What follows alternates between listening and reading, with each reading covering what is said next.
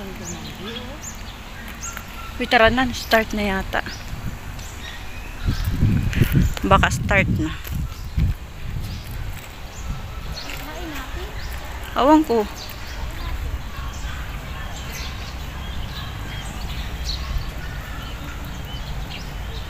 Uy, tara na.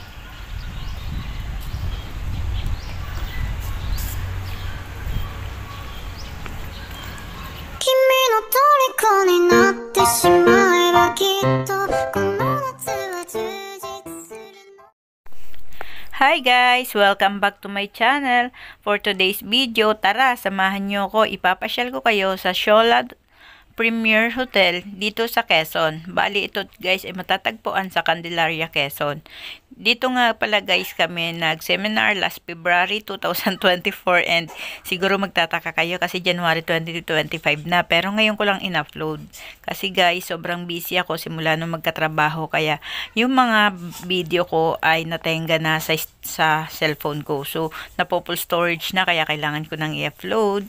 As I promised sa mga kasama ko sa seminar ay i-upload ko ito. So, bali guys, itong part na to, itong video kong ito ay talagang gabi na kami dumating sa Xolad kaya hindi namin alam kasi first time namin makarating doon. So, hindi namin alam kung saan ang talagang pinaka-venue. Buti na lang guys, tumuloy-tuloy lang kami and then ayan, natagpuan na namin, nasa lobby na kami. O nakita nyo guys, may nakalagay na Happy Valentine's kasi bali, nagpunta kami dito is February 12. So, ayan guys, inihatid na kami nung sa aming room. Bali guys, dahil gabi na nga kami dumating, hindi pa kami nakain, kaya lumabas muna kami. Tapos, dun sa likod ng Xolad ay merong isang malaking canteen. So, dun kami pumunta at kumain muna kami at bumili kami ng makakain. Pagdating nga namin guys sa room ay dahil bitin ako sa kinain ko. So, kumain muna ako ng ano bang tawag dyan? Pinagong sariaya guys. Ito guys yung famous pinagong dito sa amin sa Quezon, yung sariaya. Kasi ito yung guys yung hindi siya basta ordinary yaks ang arte. Ordinary na pinagong. Ito guys ay medyo siya, ang lasa niya guys ay creamy siya, tapos milky. Lasan-lasa mo ang gatas, tapos masarap siya. So, ayan guys, kumakain muna ako kasi sobrang gutom sa biyahe and kakunti lang yung kinain ko dun sa kantin. So, habang kumakain ako guys, ay pakita ko muna sa inyo mga ginagawa ng aking kasama dito sa aming room. Bali, 3 kami na mga taga-agdangan. So, ayan, nakahiga na sila kasi nakakapagod daw bumiyahe. And then, yung isa nakakumot. Ang lamig daw ng aircon. So, ayun guys, kinamagahan ay di naligo na kami para mag-ready sa aming first day of seminar. So, ayan guys, nakaligo na ako and nagsusuklay na ako. Siyempre, pakita ko sa inyo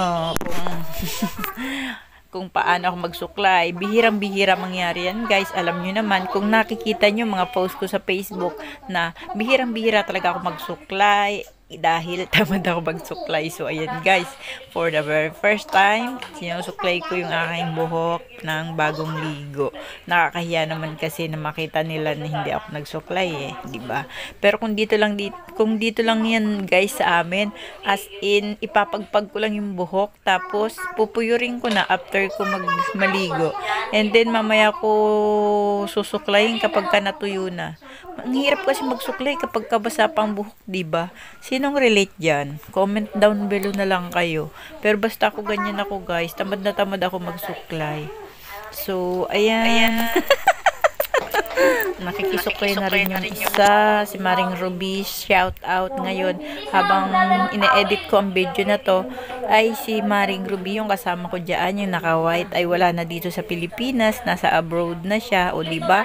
Kung kailan wala na siya. Nasa ibang bansa na siya. Saka ko pa lamang ine-edit at i-upload yung video namin. Mare, panoorin mo to. Natawa ako guys nung nakita ko yung ini-edit ko ng video ito. Akalain mo ba naman? Hindi ko kasi akalain may pagsayaw-sayaw pa ako dito, nakakatawa. So ayun guys, for the very first time din nagpulbo ako kasi hindi rin ako nagpupulbo guys. Bihirang-bihira din ako magpulbo. So ngayon syempre nagpulbo ako kasi basta alam mo na kapag ka nasa ibang lugar ka tapos ay dapat lalo't seminar maging presentable, di ba? So ayan, magpulbo tayo. Pero di ko napansin ang puti-puti pala ng mukha ko. Kung umabot ka sa part na to guys, ay ituloy-tuloy mo lang ang panunood mo dahil after ng aming training ay ipapakita ko sa inyo ang buong paligid ng Showland Hotel. So bali maganda dito guys and maraming makikita ang magagandang tanawin. So sa ngayon ay ipakita ko muna sa inyo ang sitwasyon ng aming training. So lumabas na kami after namin mag-ready guys and then pumunta na kami sa pool. Doon sa pagmimitingan namin, sa pagtitrainingan. Nagulat nga ako dito guys kasi nung pagpasok ko, selfie muna kami. So nagulat ako dito guys nung pagpasok namin doon sa pool kasi naandun si Christy, yung ka-MIC ko sa card bank. So nakakatuwa. Meron akong kasamang kakilala bukod sa kasama kong dalawa. So ayan guys, dahil dito sa aming training, kapag nagpapatraining guys ang card bank ay talagang free food and free ano ba talaga? Hindi lang ako napipilipit. Free accommodation. So, kaya ayan, kakain muna tayo ng almusal. Ayun guys, ang ganda ng tugtog pero feeling ko makaka-copyright ako kaya puputulin natin at i-mute. So, ayun guys, kain muna ako ha. Huwag na pala nating mute guys. Pabilisin na lang natin para hindi tayo ma-copyright. Alam mo naman si Lulu Whitey, pag 9 seconds pataas ang pagpatugtog mo ay nakaka-copyright na agad. So ayun guys, pagtapos namin kumain is start na agad ang aming training. Kung meron yan kahit maliit lang na butas, may maliit lang na singaw, panigurado mo kayo sa all. Protects what it sells and sells what it protects. It means na tayo, kinakailangan may maayos na packaging yung ating produkto. Ay, siya, gumagawa kayo ng chicharon. Pag gumagawa pag chicharon, dapat ay mapanatili natin yung crispiness, yung lutong, no? Hi guys, kami maglalayas. Guys, pasyalan guys. Kaya punta ng Malinti. Tapos na yung seminar, kaya gagala naman. Pag may time. Yan.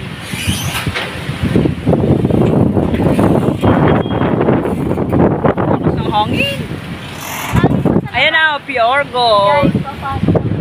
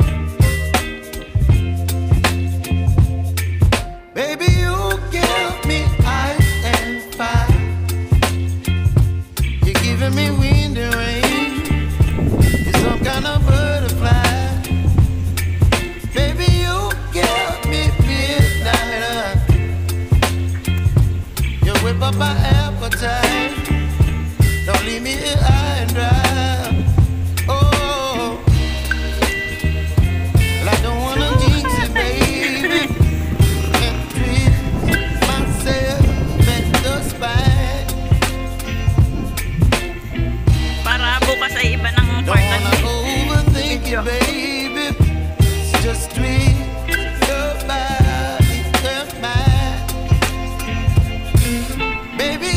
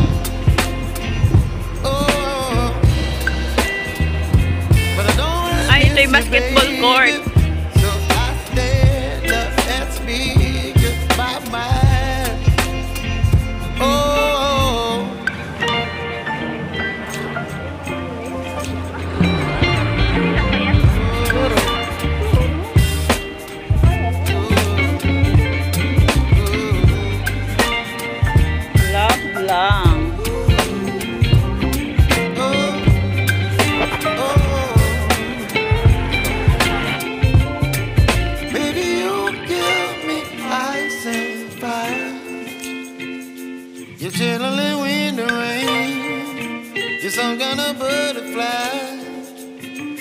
Baby, you give me midnight. You whip up my appetite. Don't leave me here high and dry. Baby, you give me ice and fire.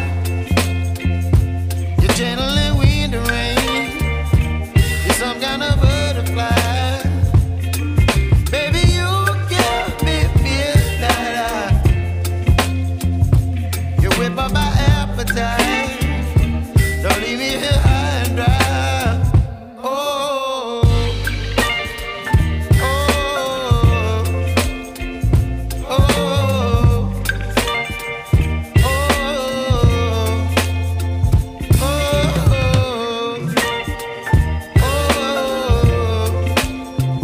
oh, Uwian na. Bye. Bye! Subscribe nyo ako ah. Ay, hindi, sa YouTube ko upload lahat ng video. Okay.